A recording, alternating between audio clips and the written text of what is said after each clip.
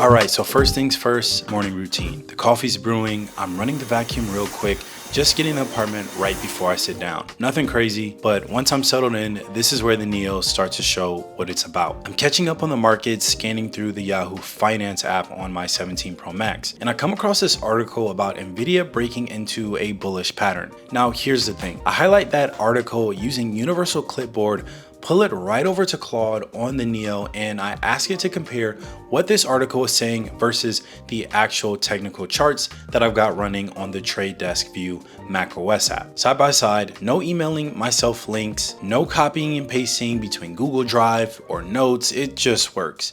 And honestly, that right there is the real pitch for this machine. Before we even talk about whether the RAM is enough, before we get into the specs, the way this thing lives inside the Apple ecosystem and lets you move between devices like this is what's going to sell most people. It's not about raw power, it's about how effortless everything feels. Now here's the wild part. In the first 20 to 30 minutes, I didn't experience any sort of battery drawdown. I actually had to double check because I thought something was a bit off. Nope, just great battery life. Performance-wise, no issues. Everything runs smooth, no lag, no hiccups, nothing that made me stop and think, oh, this can't handle that. And I do have tabs open in Safari. And I gotta say, I love this citrus colorway. It's a fun change of pace for a laptop color. I've also enjoyed the typing experience on the MacBook Neo and find its lightweight, durable build really refreshing. I can be a bit more casual when holding my laptop, just with the whole nature of being on the go as a creator. So it's nice to know that this has a durable recycled aluminum enclosure. I can just pick it up and use it like a tablet. It just fits into how I've naturally moved around this morning. Thank you to Zapier for sponsoring this portion of today's video. This used to be the part of my day that ate the most hours, sitting at the Neo, scrolling tech news, trying to find the stories worth covering. So I built something to do this for me. I use Zapier MCP to build Dispatch, and it lives inside Claude where I already work. When I ask Claude what's worth covering this morning, Zapier MCP connects it to my entire stack: Notion, Discord, and an RSS. And it pulls the hottest storylines into my workflow. This isn't a chatbot doing chatbot things, it's Claude with real reach, real triggers, real actions across 9,000 apps. The kind of setup that meets me where I already work instead of forcing me into another tool. Setting it up was super simple in 4 moves. 1, a Notion database called Dispatch Inbox. 2, a private Discord channel for the alerts. 3, Zapier MCP connecting Claude to Notion and Discord. And 4, an RSS that Claude can reach for the top stories. So mid-walk or when I'm first waking up, I can ask Claude what's hot in my Dispatch inbox. Dispatch pulls a Heat 5 story I would have missed scrolling X or a news outlet for an hour. Now I can focus on building, responding to comments, and making better videos. Less scrolling, more shipping with Zapier. Now when it comes to visibility and the Mac Neo keyboard, it isn't backlit, but I haven't had any issues with visibility. The space is well lit, so we'll see how I feel later on, but at least Apple added color match scissor switch Magic Keyboard with a comfortable and durable design for a laptop at this price. The version I'm using has Touch ID and 512 gigabytes of storage, so no real deal breakers when it comes to my first impressions of the keyboard. But coming from a pro, it doesn't feel as sturdy. You can feel the shallower key travel and the lighter chassis when you're typing. It's much more lightweight and you could say cheaper feeling than the M4 MacBook Pro keyboard that I'm used to using. But keep in mind, we're talking about a laptop that's 1/6 of that price. So after jotting some notes down in my journal, a friend of mine hit me up in the group chat asking what is a good net worth at 30. And I'm not gonna lie, I don't know either. I turned 30 at the end of 2025 and that's something I've been thinking about too. So I just opened Safari right there, did some quick research, found some interesting stats and dropped it in our chat. Didn't pick up my phone once. That's the kind of thing that just happens naturally on this machine. You're already on it, a conversation comes in and you can handle it right there living in the macOS ecosystem. The first coffee shop was an L. I took an Uber. I never taken Uber. It wasn't that expensive. It's probably the cheapest Uber I ever taken in my life. It was $5. Shout out to Uber One. But it's this coffee shop. It's not even a coffee shop. It's technically a listening room that is a mixed use building. So there's like a plant sanctuary, listening room, cafe and restaurant. And they don't have the cafe hours online. So it always says they're closed or that they're not open until 6. And then there's no way of knowing if they have an event. There's no number to call. So it's really a crapshoot. Whenever I go to that coffee shop, there's a high chance that they're doing an event like they were today.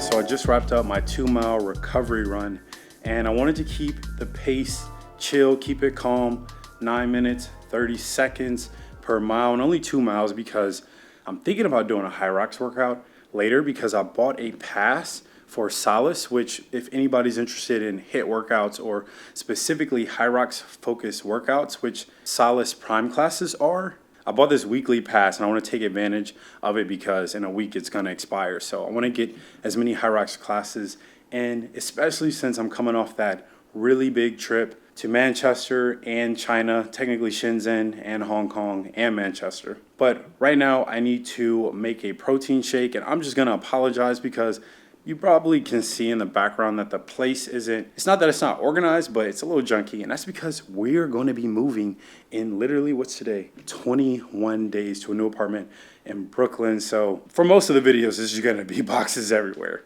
I can't even say that this is an underrated part of the Mac Neo experience, but the colors that Apple dropped, so fun. And I think the citrus just looks really good everywhere. Like it's just sitting on the kitchen countertop and it just looks so good.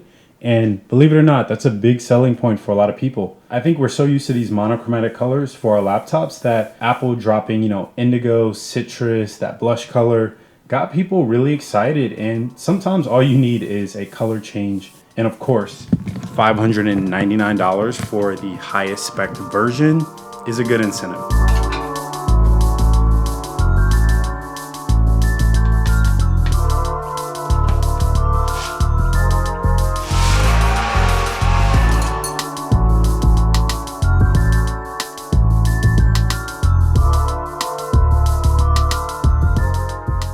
Once I got back to the office, I needed to upload some video files for my editor and clear out my inbox. Then I decided to see how easy it would be to use Claude Cowork to build out an expense spreadsheet tracking my Q1 expenses from screenshots I'd taken throughout the quarter. I absolutely need to be more proactive with quarterly tracking as a creator, tracking income, paid partnership pipeline, expenses, so it doesn't all pile up at the end of the year.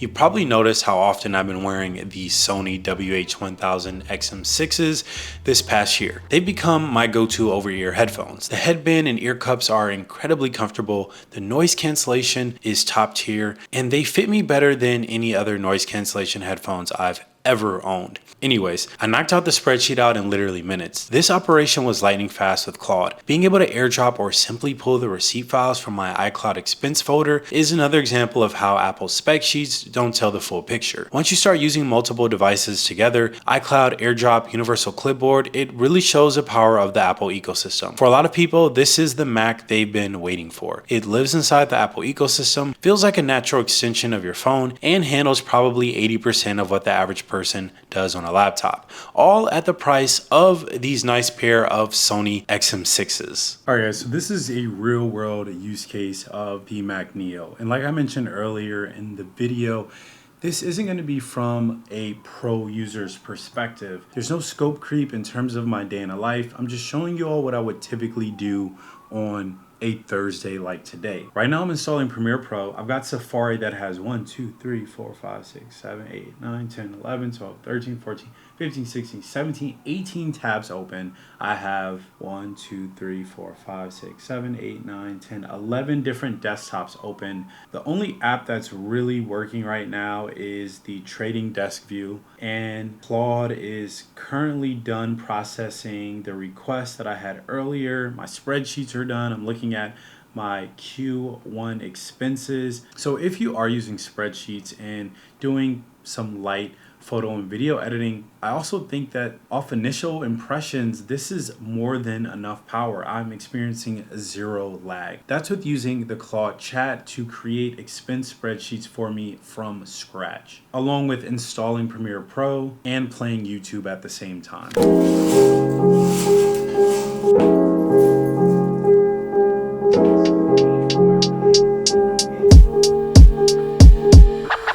All right, guys, we're back in the studio space and it's 7:02 p.m. We've got 50% battery, which is pretty good. I mean, honestly, can't tell you that I expected to have a lot more battery. I've downloaded, Creative Cloud, Premiere Pro, Trading Desk. I already had Claude installed. I downloaded Pliability app, which is a stretching app that I'm gonna be using later today because I'm so sore from that High Rocks workout.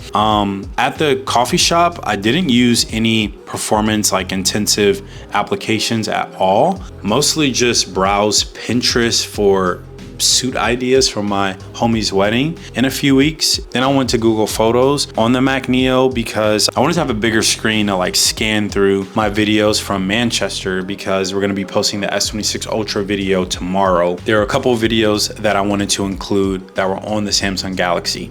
And I did have my Samsung Galaxy, but I was basically editing on the Galaxy and then using Google Photos on the Mac Neo, making decisions on which footage I want to include in the video. The main question that people seem to ask about the Mac Neo is if 8 gigabytes of RAM is enough, because in 2026, 16 gigabytes seems to be the minimum that most expect from a laptop. But from my experience today, 8 gigabytes has been plenty.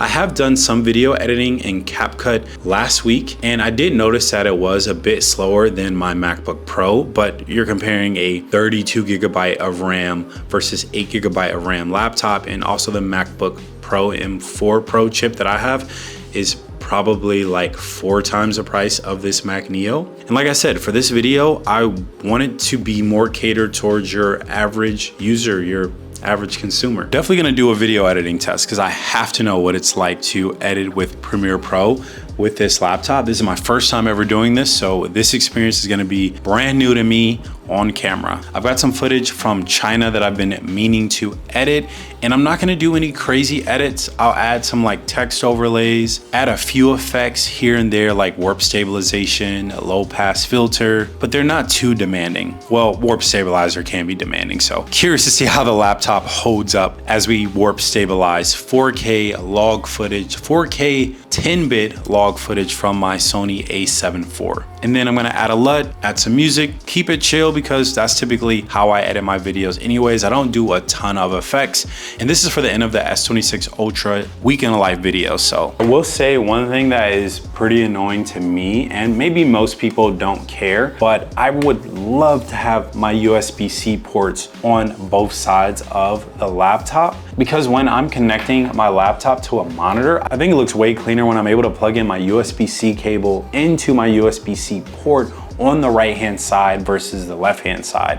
Also, I prefer not to have a very long cable to just make my desk look a lot more organized and not having a bunch of spillover from my cables. But I digress. If you're wondering why I haven't connected this to my studio display, it's because I want to see what it's actually like using a 13-inch laptop, because I never use anything smaller than 14 inches.